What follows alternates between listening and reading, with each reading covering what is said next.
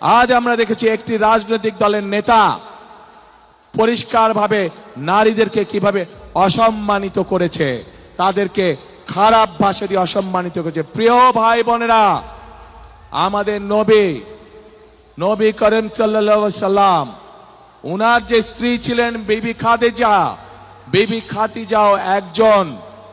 বিবি খাদিজাও ছিলেন একজন কর্মমুখী মহিলা। উনি ছিলেন একজন মহিলা ব্যবসায়ী। আজকে যেই দলটি, যাদের নেতা আজ বাংলাদেশের নারীদেরকে একটি খারাপ কিছুর সাথে তুলনা করেছে, তারা বলে তারা ইসলাম কায়েম করবে, কিন্তু নবী করিম সাল্লাল্লাহু আলাইহি সাল্লামের স্ত্রী পর্যন্ত, উনিও পর্যন্ত একজন ব্যবসায়ী ছিলেন। তাহলে আজকে কোথায় গিয়ে দাঁড়ালো বাংলাদেশের নারী সমাজ তথা তাবৎ পৃথিবীর নারী সমাজকে কিভাবে অপমান করা হলো? যে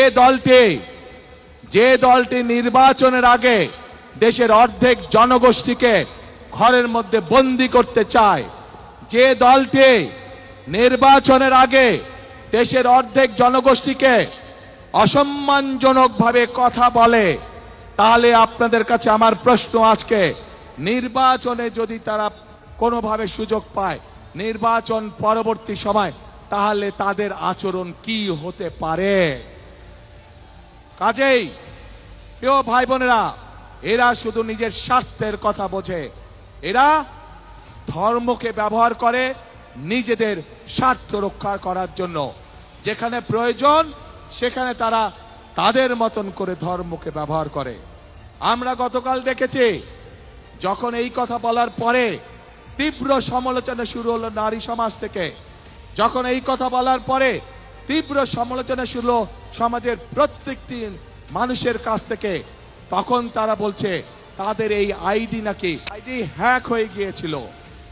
প্রিয় ভাই বোনেরা, এই বিষয়ে যারা বিশেষজ্ঞ তারা পরিষ্কারভাবে বিভিন্নভাবে বলেছে যে আইডি এইভাবে হ্যাক হতে পারে না। একটি রাজনৈতিক দলের একজন সিনিয়র নেতা জনগণের সামনে নির্বাচনের আগে এইভাবে মিথ্যা কথা বলছে, দলটি পর্যন্ত মিথ্যা কথা বলছে তাদের আইডি বলে হ্যাক হয়ে গেছিল, অথচ আইডি হ্যাক হয়নি তাদের। কাজেই এরা নির্বাচনের আগে নিজেদের স্বার্থ সিদ্ধির জন্য মানুষের সামনে মিথ্যা কথা তুলে ধরছে, মিথ্যা কথা তারা বলছে। এদের একটাই পরিচয়, এরা মিথ্যাবাদী, এরা নিজেদের প্রয়োজনে নিজেদের স্বার্থেরা মিথ্যা কথা বলে।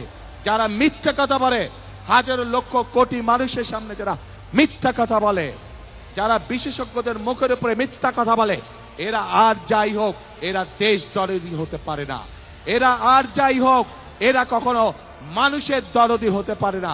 এরা আর যাই হোক এরা কখনো জনদরদি হতে পারে না। এদের দরদ শুধু এদের নিজেদের লক্ষ্যের জন্য, এদের দরদ শুধু এদের নিজেদের উদ্দেশ্যের জন্য।